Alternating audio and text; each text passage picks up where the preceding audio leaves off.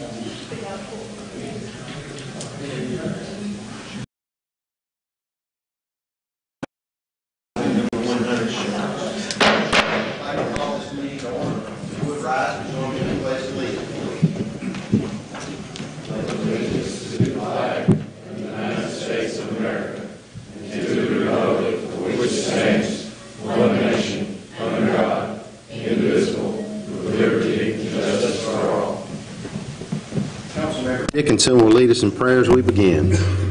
Gracious God, grant us the ability to change the things we can, the courage to not change the things we can't, and the wisdom to know the difference. Amen.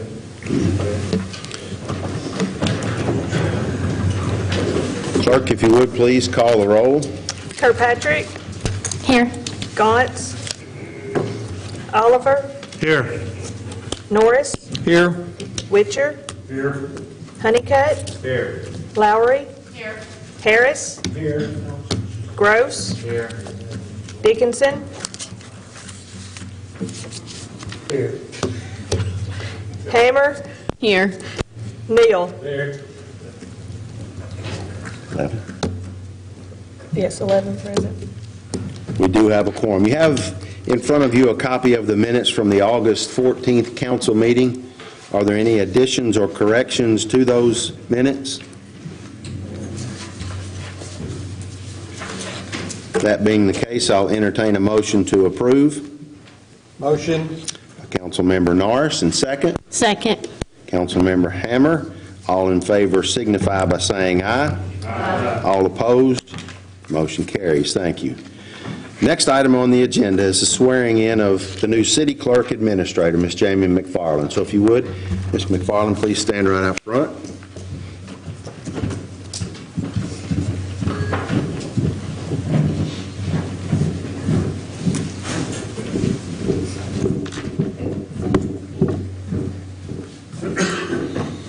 Would raise your right hand. I do solemnly swear that I will support the Constitution of the United States and the Constitution of the Commonwealth, and be faithful and true to the Commonwealth of Kentucky so long as I continue a citizen thereof, and that I will faithfully execute to the best of my abilities the position of City Clerk Administrator according to law. And I do further solemnly swear that since the adoption of the Constitution, I, being a citizen of this state, have not fought a duel with deadly weapons within this state or out of it, nor have I sent or accepted a challenge to fight a duel with deadly weapons, nor have I acted as a second in carrying a challenge, nor aided or assisted any person thus offending, so help me God. Congratulations.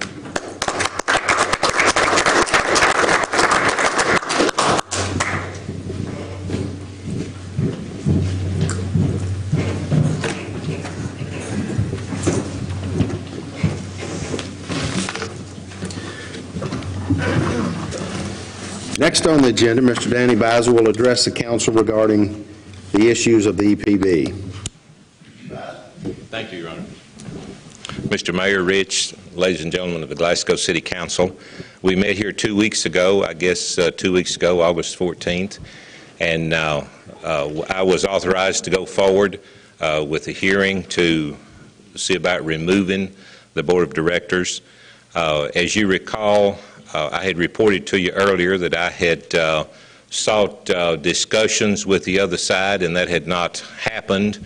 But on August the 15th, the next day after our meeting here on Monday night, on that Tuesday, I got a call from Mr. Cole that suggested we have a meeting. And I said, certainly, we're open to a meeting. When do you want to meet? And he started naming off some alternatives, and I said, what about tomorrow? So we met on Wednesday the 16th at 2, and it was over in Mr. Herbert's office. We met for quite a while. We started out on what I thought would be the hardest issue, that of rate structure. We didn't make much progress, but we didn't stop. We went ahead to the other issues and discussed alternatives. And then we came back to rate structure. And in all of that, we made what I would consider some significant progress. Otherwise, I wouldn't have documented it to bring it back before you this evening. In preparation for this evening, I wanted to make sure that we had a common mind as to what we had discussed in that Wednesday meeting. And I wrote this up myself and gave Mr. Herbert and Mr. Cole and Mr. Ray copies of it so that they could read it through, and it would be with their concurrence that I present that to you this evening, because I did not want to bring something to you and then there be any dispute about the things we had talked about in the meeting on Wednesday. It took me a couple of days to get it written up, but and I had a trip out of town I had to make last weekend, but I got it back to them in time for the Electric Plant Board to meet last Tuesday. And I got a couple of 3 suggestions for some minor verbiage to be changed, and it did not materially affect what we had discussed, and I put in the verbiage as they suggested it because it still did not change what I thought were the salient points that were important for what we're trying to do here. You have a copy of that. I probably should have hand-delivered it last Friday, but I put it in everybody's box, and I think maybe there's a few that haven't really had a chance to digest it. But I am here to answer questions about that. I think I can answer your questions about how we arrived at the things we discussed, the substance of our discussions. I think any question that you want to ask me would be appropriate. If I don't know the answer, I'll try to get it and get it back to you. One of the issues I just realized tonight in talking with Councilman Dickinson, in my original draft, I had attached a copy of the excerpt from the minutes whereby Mr. Ray had been authorized by the board to go ahead and spend the set money, for expenditures which had exceeded the $20,000, or for expenditures without coming back to the board, but they set the conditions in that. They had discussed it thoroughly, and this is reflected in that excerpt, and for some reason it didn't get attached to the final draft of my letter. I'll put one of those excerpts in your box tomorrow, and I don't know how it got left off the final, but it was on the draft that I had prepared. And any question that you want to ask me about. Now, let me make another comment or two before we start the questions. If there had not been some significance to what we were discussing in terms of changes or justifications, I would not have felt the need to bring that back before you.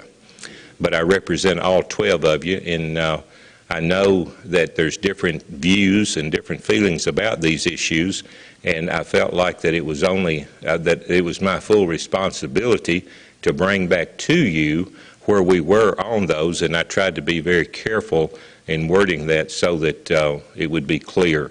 And anything that's not clear, ask me, and I'll try to make it clear. And I'm not advocating to either side that you do one position or the other, but I have always, with all my clients, if there was a resolution that would avoid the courtroom. I have always suggested that they consider it before they go forward, but my position is to do what you want me to do, and that's my intention originally, and that's my intention now. So I'll open it for questions, and whatever questions you have, I'll do my best to answer those.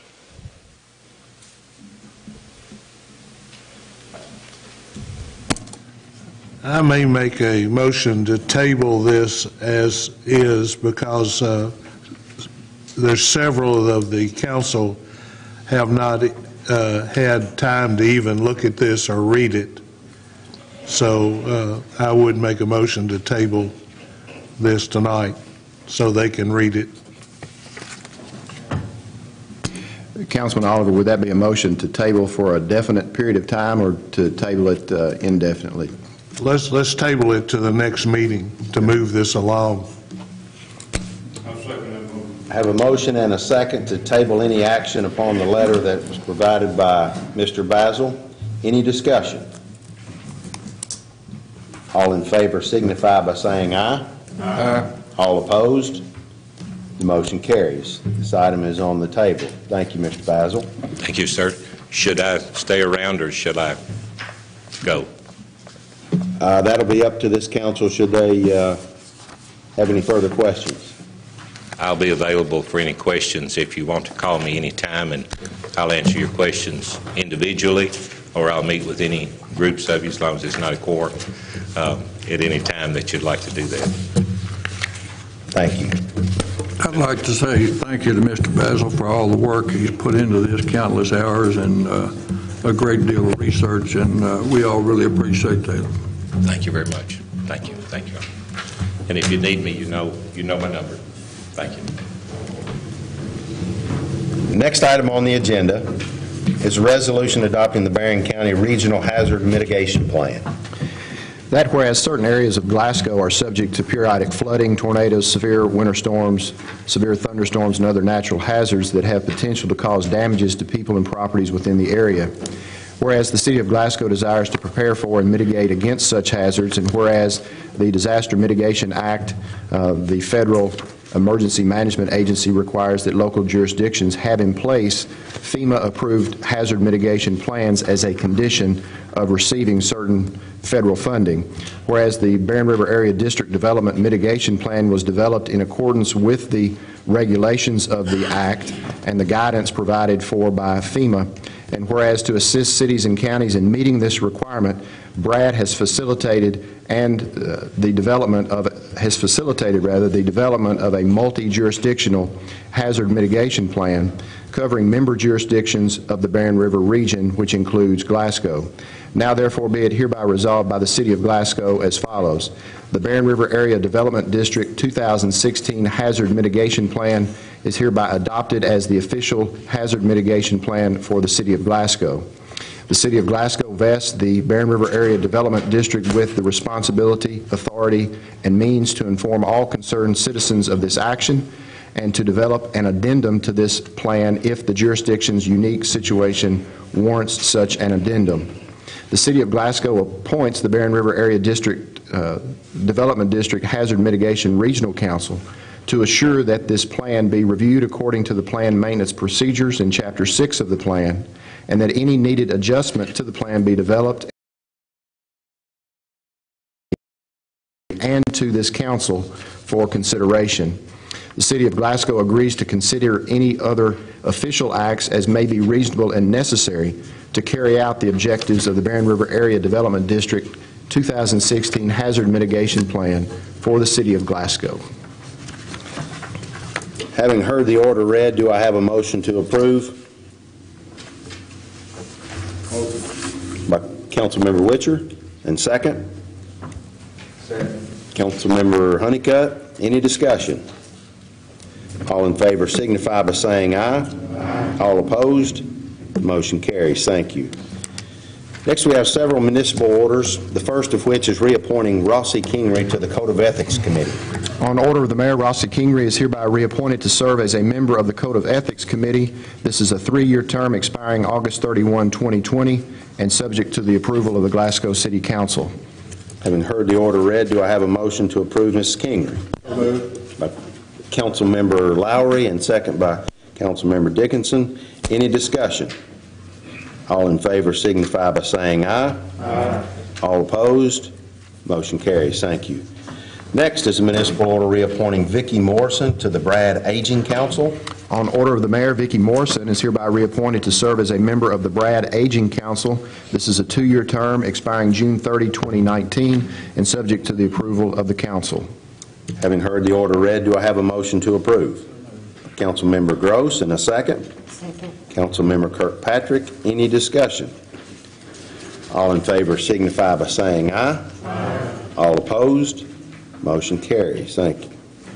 Next is a municipal order reappointing Terry Fisher to the Airport Board. On order of the mayor, Terry Fisher, Nunc Pro Tunc, is hereby reappointed to the Airport Board. This appointment is for a 2-year term expiring August 1, 2019, subject to the approval of the council. Having heard this order read, do I have a motion to approve Mr. Fisher? Motion. By Councilmember Hammer, and a second?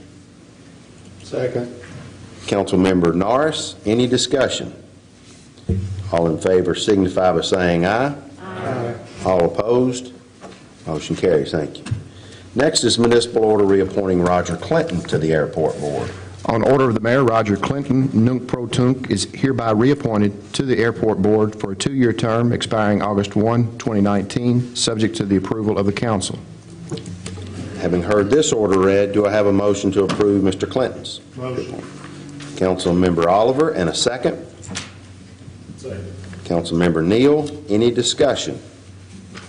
All in favor signify by saying aye. Aye. All opposed? Motion carries. Thank you. Next, municipal order reappointing Joe Trigg to the Airport Board. On order of the mayor, Joe Trigg, Nunc Pro Tunc, is hereby reappointed to the Airport Board. This appointment is for a 3-year term expiring August 1, 2020, and subject to the approval of the council. Having heard the order, do I have a motion to approve Mr. Trigg?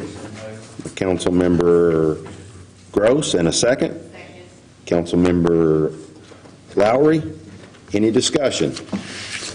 All in favor signify by saying aye. Aye. All opposed? Motion carries. Thank you. Next is the municipal order reappointing Denise Dickinson. On order of the mayor, Denise Dickinson, Nunc Pro Tunc, is hereby reappointed to the Airport Board for a 3-year term expiring August 1, 2020, and subject to the approval of the council. Having heard the motion read, do I have a motion to approve? Councilmember Harris. Second? Councilmember Gross. Any discussion? All in favor signify by saying aye. Aye. All opposed? The motion carried. Last is a municipal order reappointing Odell Renfro to the Airport Board. On order of the mayor, Odell Renfro, Nunc Pro Tunc, is hereby reappointed to the Airport Board. This appointment shall be for a 4-year approval of the council. Having heard the order read, do I have a motion to approve Mr. Renfro? Motion. By Councilmember Norris, and second? Second. Councilmember Kirkpatrick. Any discussion? All in favor signify by saying aye. Aye. All opposed? Motion carries. Thank you. That's all the action items that we have on our agenda. I have a few announcements tonight, the first of which is the annual To the Brim Food Drive. Will be held August the 30th through September the 2nd. You may donate food at Walmart or at Houchins, and you can contact Community Relief if you would like to make a donation there. There will be a career and resource fair held Friday, September the 8th at 9 o'clock in the morning until 1 o'clock in the afternoon at the Hero Center on Cheatham Street. Also, you have in front of you an announcement that is a result of the advisory committee at the EPB, the Plug In and Learn, which is Jeff Christian, who is a former energy consultant on the hit ABC show Extreme Makeover. He will be in town to conduct 2 seminars on free or low-cost ideas, tips, and strategies to save electricity. This will be held Thursday, August the 31st from 2 to 4, with a repeat session at 6 to 8 p.m., and they will be held at the TJ Pavilion. You can take advantage of this, and if you so happen to need a ride, the city bus will run a special route that day for anyone who has transportation needs. It will follow the bus schedule. The times are listed on our website. Any EPB customers needing transportation but unable to take advantage of the bus service may call 659-3508 prior to noon on the 31st to request alternate transportation. Lastly, City Hall will be closed Monday, September the 4th in observance of Labor Day. Are there any other announcements? Being the case, I will entertain... Excuse me. Yes, sir. I'd like to know, since we passed a resolution not to do business with anyone who's in deficiency in their taxes, why is it we're still doing business with Assured and East Lucas? Councilman Dickinson, I have discussed that matter with Brandon Kearney, and he has assured me that they are in compliance. They have filed past tax returns. He's working with them, and I've been told that they are in compliance. Well, he told me last Friday that they weren't. They have filed an extension on 2016's returns, but prior to that, all have been filed and settled. Why do we still do business with them? They are Is in there no teeth compliance. to a resolution? They are in compliance would be my taking on the situation. Extensions are a commonplace in the tax office, and I see no reason to extend it to those that have asked for a extension. However, if that would be the pleasure of this group, you may make that motion. I'll see what they do next time. Any other announcements? Yes. Maybe we could introduce these young men here and that have joined us tonight. Sure, go right ahead. I don't know them. I'm asking you to be introduced to them. This is a group of students from Sky CTC that are studying fire. Sure. Introduce your guests. Yeah, this is it's a group of students that are in the fire science degree program, Sky CTC, KCTCS / Fire Commission. This is, I think I've spoke with several of y'all, my second job, I guess, teach as part of this degree program with Ronnie Stinson, who's Park City Fire Department as well, chief there. And group of 6, they're pretty good gentlemen. We mostly, the ones that are here are advanced into the degree. They're at least 3 semesters in. We've got one who's kind of been thrown into the fire, Mr. Brandon Belk at the end, this is his initial class, so we're introducing him to the officer portion of the degree program, but that's what we've got. Thank you very much, and welcome Thank you, to you Chief. all, and good luck in your program. Any other announcements? I'll entertain a motion to adjourn. Motion. Councilmember Oliver, and second? Second. Councilmember Oliver. All in favor signify by saying aye. We are adjourned.